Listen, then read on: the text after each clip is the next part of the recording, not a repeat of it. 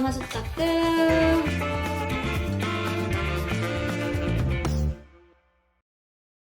홀수하고 짝수. 나 말을 해도 되지.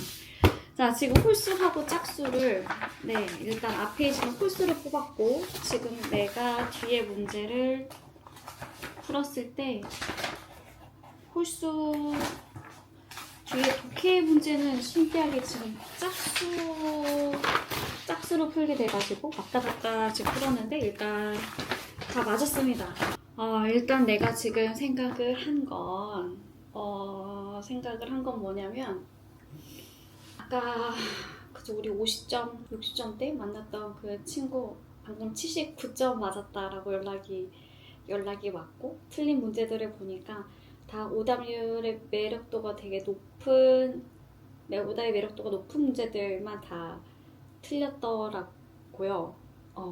근데 일단 올해 수능의 가장 큰 특징은 뭐냐면, 첫 번째 듣기는 생각보다 어렵게 나오지 않았어요. 계산 문제에서도 아주 힘을 빼고 문제를 냈고, 딱히 저번에 10월에 있었던 모의고사보다 훨씬 더 쉽게 나왔던 것으로 생각이 됩니다. 6월과 9월에 아마 평가원에 듣기에 대한 좀 뭔가 이슈가 있지 않았나 싶어서 아주 마일드하게 문제를 낸 것 같다. 다만 12번에 보면 선택지에 terrific이란 단어가 보이는데, 선택지 2번에 terrific하고 terrible하고 헷갈린 친구들은 좀 어려울 수도 있겠다. terrific은 아주 좋은, 훌륭한 이란 뜻이어서 긍정의 뉘앙스로 하는 게 맞겠다. 그리고 15번이 조금 헷갈렸을 수도 있고요. 올리비아가 앤디에게 할 말로 가장 적절한 것은, 올리비아는 인터넷을 믿지 않았기 때문에 선택지 3번 Let's visit every site in person. in person이라고 하면 대면에서라는 그런 뜻이어서, 대면한다라는 건 뭐예요? 1대1로 지금 직접 가보자라는 뜻이에요. 직접이란 뜻이어서 자전거 타고 직접 가보자라고 해야 됐던 정답은 3번이었습니다. 자, 그 다음에 주제 제목 찾는 문제는 아주 특이하게 명확하게 이렇게 해야 됩니다 라는 그런 스테이트먼트가 나와 있진 않고, 철저하게 추론으로 풀었어야 되는 그런 문제인데, 특히 23번이 아주 까다로웠을 거라고 생각을 하고요.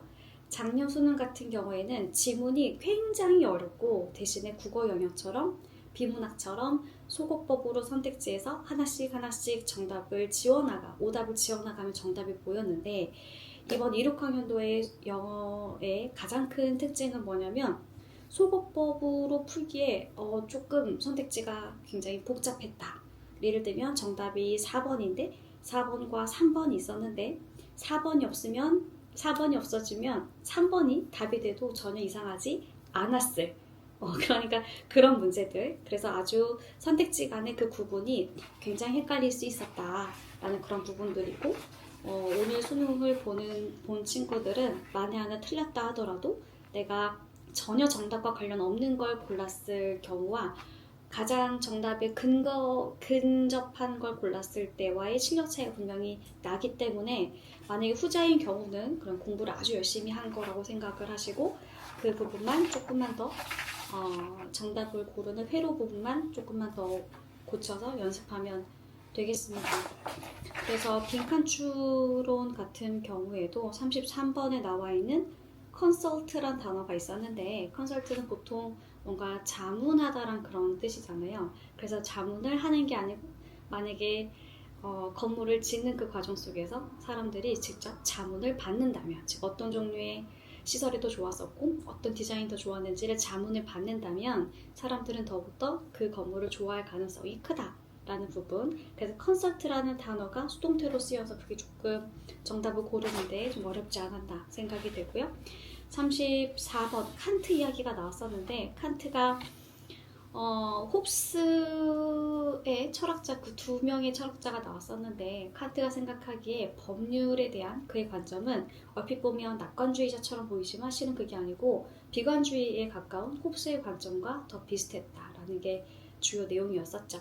자, 34번에서는 특이했던 점은 부정어가 빈칸에 들어있었기 때문에 2번 꼬았어야 됐었고요. 특히 선택지 1번과 3번이 아주 치열하게 고민이 됐을 거라고 생각을 해요. 선생님도 문제를 풀 때 마찬가지여서 1번에 봤을 때는 regarded as reasonably confining human liberty라고 해서 만약에 reasonably라는 이 단어가 없었으면은 1번과 3번의 내용은 거의 비슷하게 될 수도 있었던 부분인데 이 부사 reasonably라는 이 아이 때문에 정답으로 옳지는 않다. 그래서 1번과 3번은 아주 근접하게 비슷하게 나올 수 있었던 오답의 매력도가 높았다라고 볼 수가 있고 자, 간접세기 같은 경우에는 눈에 띄는 단서들은 없앴어요. 보통 평가원에서 제시하는 대명사라든지 연결사라든지 정관사 이런 포인트들이 항상 정답의 근거로 나왔었는데 간접세기에 해당하는 36, 37, 38, 39번은 전부 다 그 연결고리가 얇게 썼고 순전히 논리적인 흐름으로만 찾아갔어야 됐기 때문에 오답률이 상당히 높았을 거라고 생각을 합니다. 대신에 38번 같은 경우에는 정확하게 선택지에 보면 deeply rooted in our identity, 우리 정체성에도 영향, 뿌리 깊게 박히게 된다라는 그런 말이었고 정체성과 연관된 부분에서는 선택지 5번 뒤에 그렇죠. your political ideology라고 얘기를 했거든요. 당신의 정치적인 이데올로기라고 하는 것은 일종의 정체성 일부 중에 하나이기 때문에 여기서 근거가 되어서 선택지에 있는 주어진 문장은 5번에 들어가야 맞았었고 39번은 정말 어이없게도 황당하게도 단서가 플레이어스에 있었어요. 자, 39번은 3번 뒤에 보면 플레이어스라고 해서 우리가 보통 현생에서 플레이어스라고 하지 않죠. 플레이어스라고 하는 것은 게임에서에 활동하는 그런 걸 플레이어스라고 하잖아요. 그래서 지금 3번 앞에는 게임과 관련된 내용이 들어가야 되는데 3번 바로 앞에 보면 as in the real world, perception requires action. 현실 세계에서는 그렇죠. 자각이라는 것이 행동을 요구한다. 3번 바로 뒤에 players extend 이런 식으로 논리적 비약이 있죠. players는 어디에? 게임에서 있었던 상황이기 때문에 상자에 있었던 게임 이야기가 언급이 되었던 즉 virtual bodily space of avatar가 들어갔었던 정답은 3번에 들어가야 맞습니다.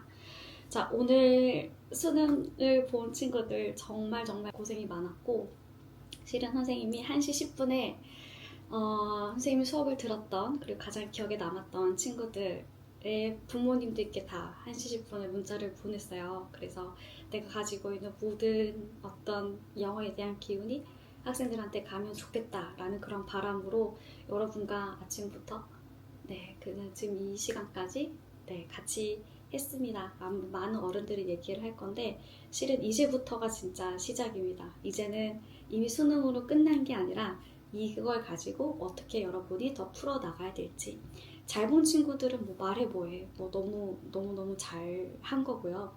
만에 하나 내가 바라지 않을 결과가 나온다 하더라도 그 지점부터 다시 어떻게 풀려나갈지 몰라요.